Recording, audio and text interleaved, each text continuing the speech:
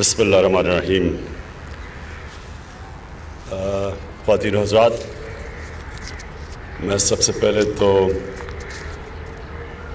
پاکستان کی business community جو آج یہاں بیٹھی ہے، میں یہ خوشی کا اظہار کرنا چاہتا ہوں کہ یہ ایک بڑا اچھا اوکیزن ہے پاکستان کی ٹاپ بزنس کمیونٹی سے بات کرنے کا اور ایوارڈز دینے کا بھی، جو یہ اسٹاک ایکسچینج کے آج 25 کمپنیز کو ایوارڈز مل رہے ہیں۔ میں سب سے پہلے جو اپنی بریف سی ویژن بتا دوں پاکستان کی، وہ ویژن ایک ہی ہے کہ پاکستان کو جو ہمارے فاؤنڈنگ فادرز نے پاکستان کا مقصد بتایا تھا، آبجیکٹیو ریزولوشن کے اندر، جو قائد اعظم کی تقریروں میں اور جو علامہ اقبال جب وہ ایک آئیڈیل اسلامک اسٹیٹ کی بات کرتے تھے، تو وہ ویژن کیا تھی؟ وہ ایک ہی ویژن تھی، اور وہ جب ہم اسلام کی جو سب سے پہلی اسٹیٹ بنی تھی نبی صلی اللہ علیہ وسلم کی، مدینہ کی ریاست کے اوپر بیس تھی، اس کے دو فاؤنڈنگ پرنسپلز تھے۔ وہ جو اسٹیٹ تھی وہ دو اصولوں کے اوپر کھڑی تھی، ایک تھی انسانیت اور دوسری طرف انصاف، کمپیشن، جسٹس۔ آج اگر یہ دو پرنسپلز کے اوپر اگر آپ دیکھیں تو جو بھی دنیا کے اندر آج خوشحال قوم ہے، یہ ان دو پرنسپلز پہ کھڑی ہے۔ آپ سوئٹزرلینڈ میں چلے جائیں، آپ کو کمپیشن ملے گا، فلاحی ریاست ملے گی، ایک عام ہیومن ڈگنیٹی ملے گی، ایک عام انسان کی بنیادی ضروریات اسٹیٹ پوری کرے گی، اور دوسری طرف انصاف، کہ justice system, rule of law ایسا ہے کہ سب انسانوں کے لیے ایک قانون۔ یہ جو دو فنڈامنٹل پرنسپلز ہیں، اس سے قوم آزاد ہو جاتی ہے، اس سے ایک عام لوگ دنیا کی عظیم قوم بن سکتے ہیں۔ اور وہی ہوا تھا مدینہ کی ریاست میں، کہ وہ لوگ جن کی کوئی حیثیت ہی نہیں تھی، دو سپر پاورز تھی ان کے دونوں طرف، اور وہ دیکھتے دیکھتے، اور یہ ہیومن ہسٹری کا حصہ ہے کہ وہ دنیا کی سب سے عظیم قوم بن گئی، اور 700 سال تک انہوں نے ہر چیز میں لیڈ کیا، سائنس میں، ٹریڈ میں، ہر چیزوں میں دنیا کی وہ فورمسٹ سویلائزیشن بنا۔ تو پاکستان کا جو جس مقصد کے لیے بنا تھا، جتنا ہم کانسنٹریٹ کریں گے اس مقصد کی طرف، تو ہمارا ڈائریکشن آ جائے گا، روڈ میپ مل جائے گا۔ جو بھی ہم کام کرنا چاہیں، چاہے بزنس ہو، چاہے ہماری فارن پالیسی ہو، اس سب کا روڈ میپ اس ملک کی ویژن کے اندر رکھا ہوا ہے۔ نظریہ کہ کیوں بنا تھا پاکستان، آپ اگر دیکھیں اور ان دنوں کی اگر تاریخ پڑھیں تو بڑے کویسچن مارکس تھے کہ جی کیوں بننا چاہیے پاکستان۔ تو ایکچولی اگر بنا تھا تو یہ ایک مثال بننی تھی، وہی ان فاؤنڈنگ پرنسپلز پہ جس پہ مدینہ کی ریاست بنی تھی۔ تو بزنس کمیونٹی کا بہت اہم رول ہے اس ویژن کے لیے، کیونکہ بزنس کمیونٹی، اور ہم یاد رکھیں کہ ہمارے نبی صلی اللہ علیہ وسلم بھی تاجر تھے، جو بزنس ہے وہ ویلتھ کریٹ کرتی ہے۔ قوم آگے نہیں بڑھ سکتی جب تک کہ قوم کی ویلتھ کریشن نہ ہو۔ چائنا کی ہمارے سامنے مثال ہے کہ کمیونسٹ کنٹری، جو اس کا 30-35 سال پہلے اگر آپ ان کا دیکھیں جی ڈی پی، وہ کدھر کھڑے تھے، اور آج اس ملک کو دیکھیں تو اس نے اصل میں وہ کام کیا جو کہ ایکچولی مدینہ کی ریاست میں ہوا، کہ پہلی دفعہ ویلفیئر اسٹیٹ بن گئی۔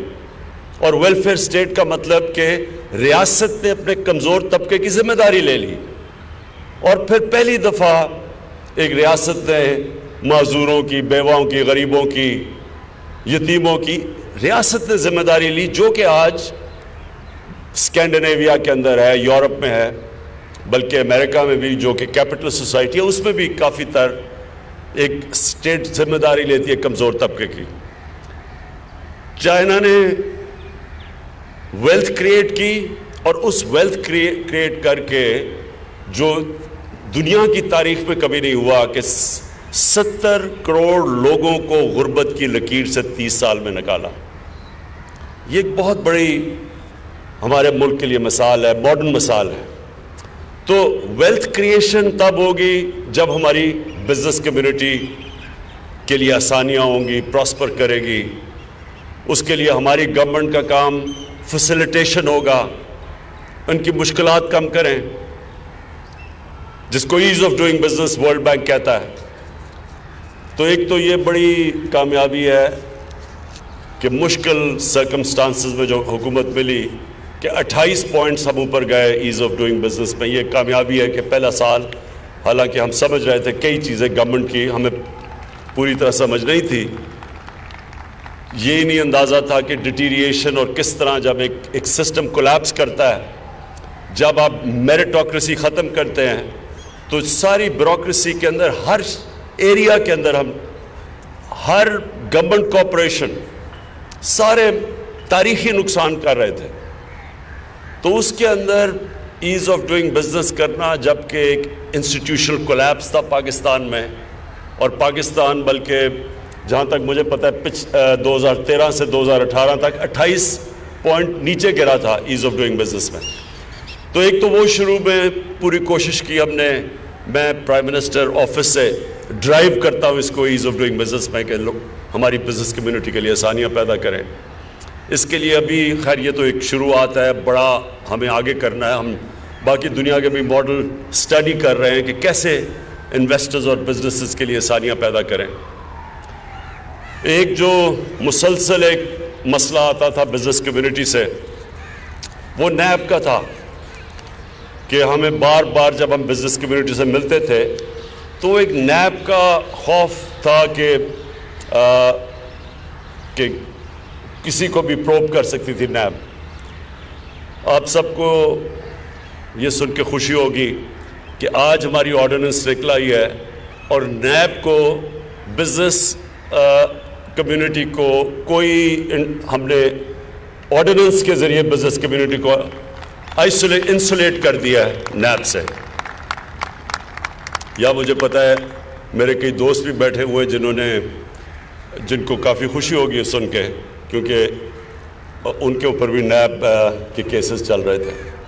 ہمارا یہ کنٹینشن ہے کہ نیب کا کام صرف جو پبلک آفس ہولڈرز ہیں ان کی اسکروٹنی کرنی چاہیے۔ جو بزنس کمیونٹی ہے ہم سمجھتے ہیں کہ وہ ان کے لیے اور ہیں، ٹیکس ایف بی آر ہے اور ادارے ہیں گورنمنٹ کے، عدالتیں ہیں، لیکن نیب کو بزنس کمیونٹی سے دور رکھنے کا اس لیے ضروری ہے کیونکہ بزنس کمیونٹی کے سامنے رکاوٹوں میں ایک یہ بہت بڑی رکاوٹ بنی ہوئی تھی۔ تو پہلے تو میں آج بزنس کمیونٹی کو مبارک دیتا ہوں اس چیز کی۔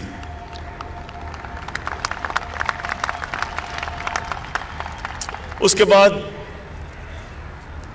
میں یہ آپ کو شیورٹی دیتا ہوں، جس طرح ڈاکٹر حفیظ شیخ نے آپ کو بڑی ڈیٹیلز میں بتایا کہ ایک تو بتایا کہ ہم کدھر تھے اور آج کدھر ہیں۔ یہ میں بار بار سنتا ہوں، لوگ کہتے ہیں جی اپنی بات کریں، پچھلوں کی بات اب بھول جائیں۔ میرا ایک ہی سٹینڈرڈ ان کو جواب ہوتا ہے کہ یہ 2023 تک میں آپ کو بھولنے نہیں دوں گا کس طرح کا پاکستان ہمیں ملا تھا۔ 2023 تک میں آپ کو یاد کراؤں گا کہ کتنے خسارے تھے، اور تاکہ موازنہ کریں۔ یہ سویڈن کی اکانومی تو نہیں ہمیں ملی تھی، ہمیں تو وہ اکانومی ملی تھی جو چھوڑ کے گئے ہیں۔ تو ہم بار بار لوگوں کو اس لیے بتائیں گے کہ پھر کمپیئر تو آپ کریں کسی سے۔ اگر ہمیں 30 ٹریلین 30,000 ارب روپے کا ٹوٹل ہمارا قرضہ ملا تھا، تو آپ کو یہ تو پتہ چلے کہ ہمارے 5 سالوں میں ہم نے کیا کیا، ہماری کیا پرفارمنس ہے۔ اور انشاءاللہ ہم اپنی پرفارمنس بھی آپ کو بتاتے رہیں گے اور یاد کرواتے رہیں گے اگلے 4 سال تک کہ کس طرح کا پاکستان اور کس طرح کے ادارے ہمیں ملے تھے.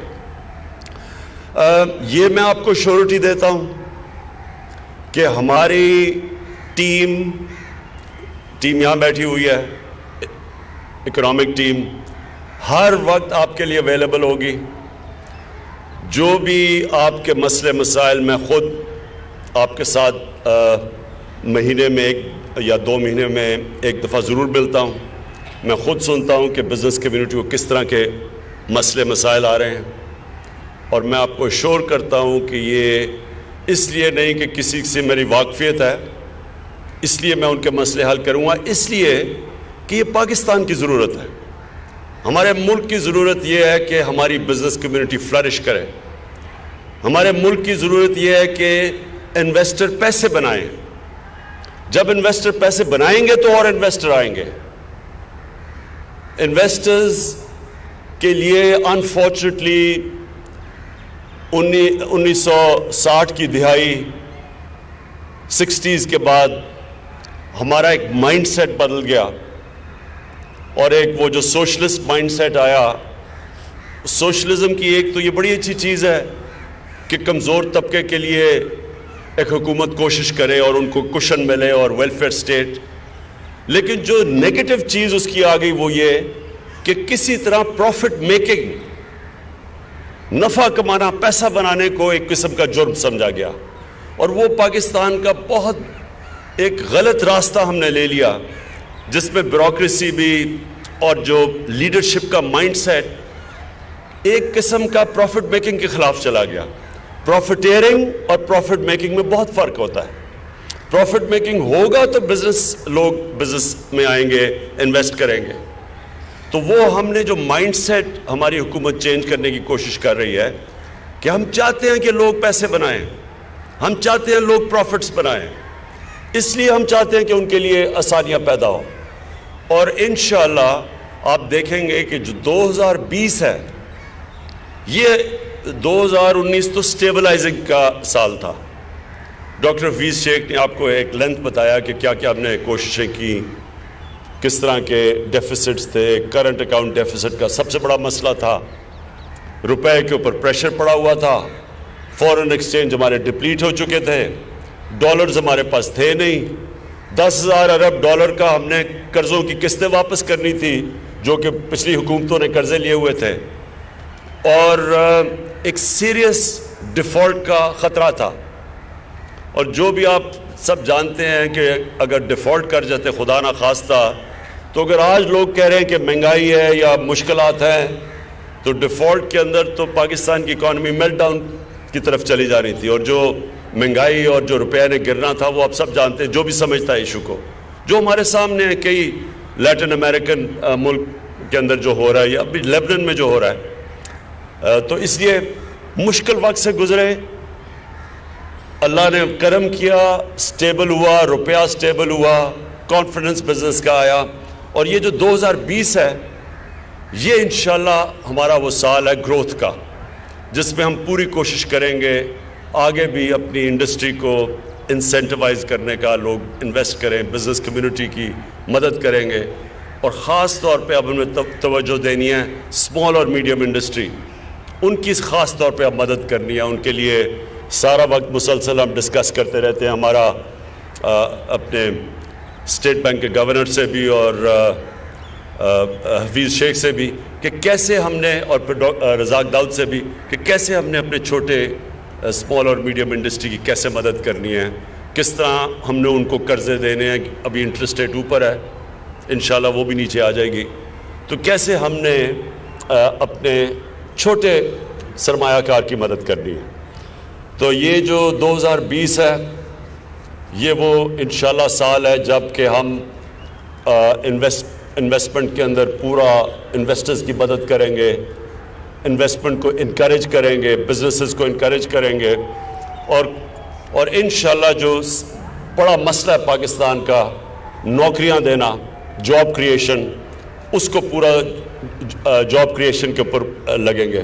جو ایک سیکٹر میں جس میں سب سے زیادہ اس وقت انٹرسٹ ہے، اور میں یہاں دیکھ رہا ہوں بڑے بڑے جائنٹس بیٹھے ہوئے ہیں پاکستان کی انڈسٹری کے، وہ ہے ٹورزم. کبھی بھی ٹورزم کے اندر پاکستان میں اتنا انٹرسٹ نہیں تھا جو اب ہے. اور یہ جو ابھی کانڈا ناسٹ کی جو آئی تھی کہ پاکستان کو انہوں نے دنیا کا نمبر 1 ٹورزم کا ڈیسٹینیشن بنایا ہوا ہے. یہ ایک بہت بڑی انڈسٹری ہے جو بہت نوکریاں جو ہمارے یوتھ کو نوکریاں دے سکتی ہے.